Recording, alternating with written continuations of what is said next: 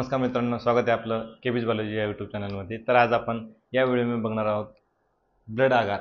Blood आगार हे आपण कशासाठी वापरतो, याचं कंपोजिशन काय आहे, प्रिपरेशन कसं केलं जातं आणि त्याचा वापर कुठे कुठे केला जातो याबद्दल आपण या व्हिडिओमध्ये माहिती बघणार आहोत।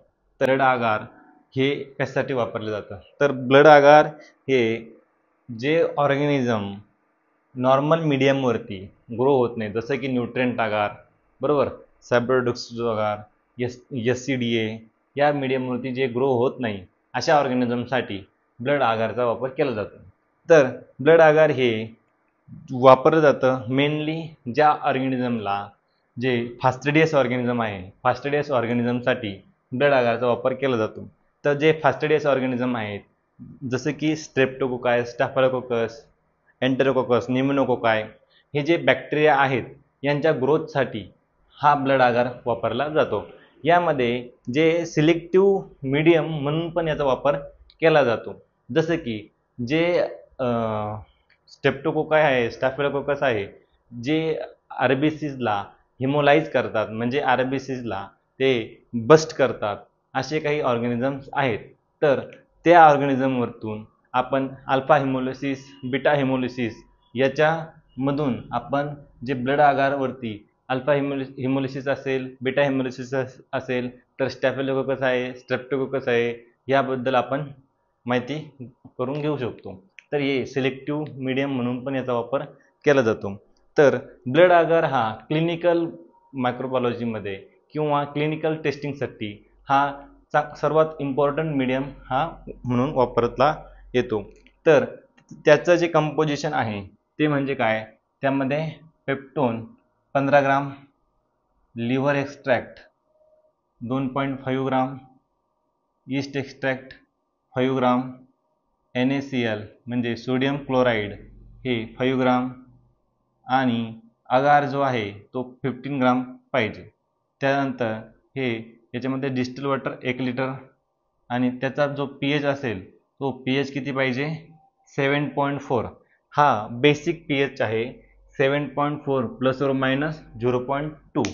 तर 7.6 ही होऊ शकतो pH किंवा 7.2 ही असला तरी चालेल। 7.2 टू 7.6 पर्यंत ब्लड आगारचा pH असला तर चालतो। तर हा जो pH आहे सेट झाला की आपण याला 121 डिग्री सेल्सिअसला 15 मिनिट्सपर्यंत काय करतो, ऑटोक्लेव्ह करतो। ऑटोक्लेव्ह केल्यावरती यामध्ये काय करणार आपण, 7% volume by volume sterile डिफायब्रिनेटेड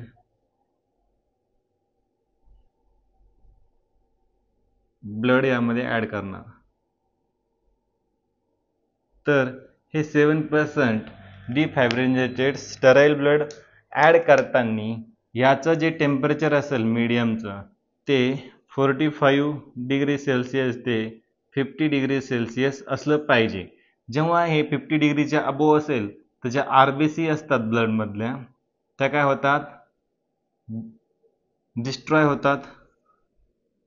okay, destroy झाल्यावरती त्याचा जो कलर आहे, त्यामधला जो आयन आहे, RBC मधला जो फेरस असतो, आयन असतो, तो मीडियममध्ये काय होतो, सोल्युबल होतो आणि तो मीडियम असा काळसर प्रकारचा दिसतो। जेव्हा हा 45 टू 50 डिग्री सेल्सिअस असेल तेव्हा आपण त्यामध्ये ॲड केलं तर तो रेडिश कलरचा मीडियम तयार होतो आणि तो मीडियम आपण यूज करू शकतो।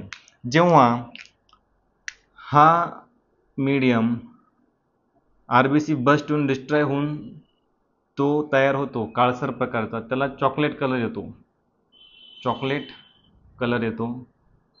तर त्या मीडियमला आपण चॉकलेट आगार पण म्हणतो, पण तो आपण काय करणार आहोत, नेक्स्ट व्हिडिओमध्ये आपण याच्या बाबतीत स्टडी करणार आहोत। तर आपण या व्हिडिओमध्ये फक्त ब्लड आगारबद्दल चर्चा करूया। तर आपण याच्यामध्ये कधी जेव्हा त्या मीडियमचं टेम्परेचर कमी होऊन 45 डिग्री सेल्सिअस होईल तेव्हा आपण त्याच्यामध्ये काय करणार, 7% volume by volume sterile defibrinated blood add करणार आणि त्याची प्लेटिंग करणार, स्टराईल प्लेट्समध्ये प्लेटिंग करणार आणि नंतर त्याचा वापर करणार. तर क्लिनिकल मायक्रोबायोलॉजीमध्ये किंवा क्लिनिकल टेस्टिंगसाठी आपण काय करतो, याचा मेनली वापर करतो. तर क्लिनिकल टेस्टिंगमध्ये कोणते कोणते प्रकारचे टेस्ट करणार आपण किंवा कोणते कोणते प्रकारचे सॅम्पल्स आपण यामध्ये टेस्टिंग करणार? तर blood culture,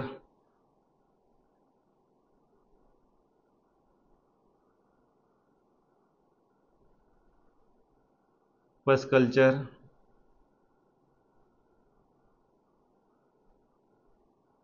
urine culture etcetera.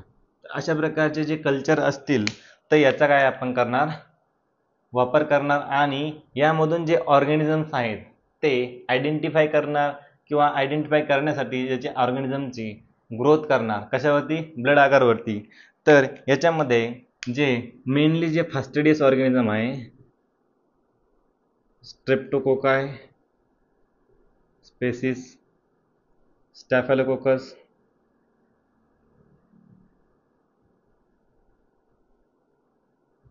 Spaces, enterococcus spaces, त्यानंतर न्यूमोनिकोकाय,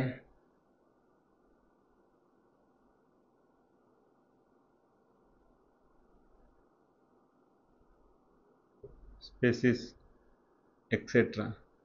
हे जे फास्टिडियस ऑर्गॅनिझम आहे याची काय करतो आपण, ग्रोथ या मीडियमवरती जनरली आपल्याला बघायला मिळते आणि ती खूप चांगल्या प्रकारे येते. आणि याच्यामध्ये जे स्ट्रेप्टोकोकाय आणि स्टॅफिलोकोकस जे आहेत याच्यामध्ये काय होतं, हे हिमोलिसिस करतात. हिमोलिसिस. तर हिमोलिसिस जी कन्सेप्ट आहे काय आहे, जी RBC असते ब्लडमधली ती बस्ट होते किंवा डिस्ट्रॉय होते. ती कशामुळे, जे हे बॅक्टेरिया जे आहेत हे बॅक्टेरिया काय करतात, एक टॉक्झिन सिक्रेट करतात. त्या टॉक्झिनमुळे काय होते, RBC बस्ट होते आणि ती RBC बस्ट झाल्यामुळे त्या बॅक्टेरियल कॉलनीच्या भोवती असा झोन ऑफ क्लिअरन्स तयार होतो, क्लिअर झोन तयार होतो आणि त्याला आपण काय म्हणतो, हिमोलिसिस. RBC बस्ट झाल्यामुळे हिमोलिसिस म्हणतो. तर ते जे हिमोलिसिस असतं ते 2 प्रकारचं असतं, अल्फा हिमोलिसिस आणि बीटा हिमोलिसिस. तर हे अल्फा हिमोलिसिस आणि बीटा हिमोलिसिस हे आपण बॅक्टेरिया आणि स्पेसिस डिफरेन्शिएट करण्यासाठी याचा वापर करतो. तर जे अल्फा हिमोलिसिस आणि बीटा हिमोलिसिस बद्दल आपल्याला जाणून घ्यायचं असेल तर मला कमेंट्समध्ये सांगा, आपण याच्यावरती नवीन व्हिडिओ बनवू. तर आपल्याला हा व्हिडिओ चांगला वाटला असेल तर आपल्या ह्या व्हिडिओला लाईक करा, शेअर करा आणि आपल्या यूट्यूब चॅनलला सबस्क्राईब करा. थँक्यू.